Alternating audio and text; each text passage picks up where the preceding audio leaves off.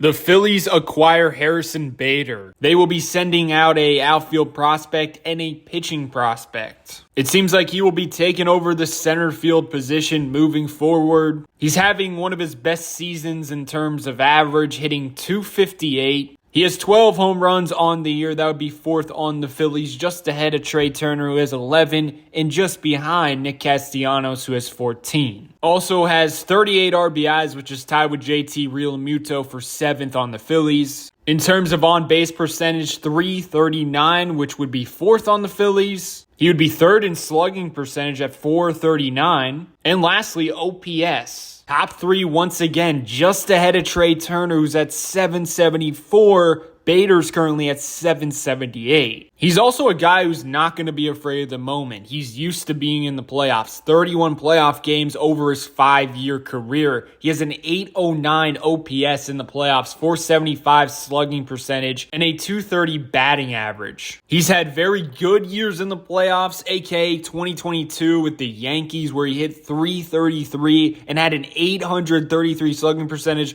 1.2 OPS. Are you kidding me? But then he's had down years in the playoffs like he did last season for the Mets. 111 across the board in 12 games for batting average, on-base percentage, and slugging percentage, and then OPS .222. So there is a serious possibility that he no-shows in the playoffs for sure, but as you can tell, he does have upside to get hot at the right time. I feel like you can say that for every single batter. Most fans I see posting about it aren't too happy. They're like, oh, this is Austin Hayes 2.0, which I think is a fair assessment. I feel like the fan base would be a lot more happy if there's another move and Bader actually became the quote-unquote third move instead of the second and what seems to be final move of the trade deadline. Versus lefties and righties, the numbers are pretty similar, to be quite honest with you. 774 OPS versus lefties. Versus righties, it goes up to 779. I'm guessing he's going to be somewhere in the middle of the lineup, and that's kind of a characteristic most Phillies hitters in his spot don't have. Max Kepler been horrid versus lefties and righties. Bryson Stott way better versus righties than lefties. Brandon Marsh is cooking versus righties, but is terrible against lefties. Same exact thing for JT Realmuto in terms of the whole season, because as you know, he's really caught fire lately. So I think this is what sets him apart this season. You don't have to worry if a righty or lefty's on the mound against him. He has an equal chance or close to an equal chance of getting something done currently. But also, that's kind of the issue with him. He's kind of just average. He also is known as a very good fielder, so that's good. But definitely not an eye-popping move. And you can definitely say to yourself, why didn't they just do it in the offseason? Now you got to give up some prospects, even though they're not crazy tier prospects. You're still giving up something for a non-star. But who knows? He can get hot at the right time. He definitely has that capability. It's baseball at the end of the day, so honestly, no one really knows what's going to happen. He definitely is an upgrade with what the Phillies have had in the outfield on a consistent basis. That's for sure. And hopefully he doesn't slump out of his mind when he becomes a Philly. Also, this definitely means Justin Crawford will be coming up at some point. If, in fact, this is the last move. Hopefully it's not, but it seems like it is. Are you guys satisfied with the trade deadline? Do you think Harrison Bader is going to explode as a Philly?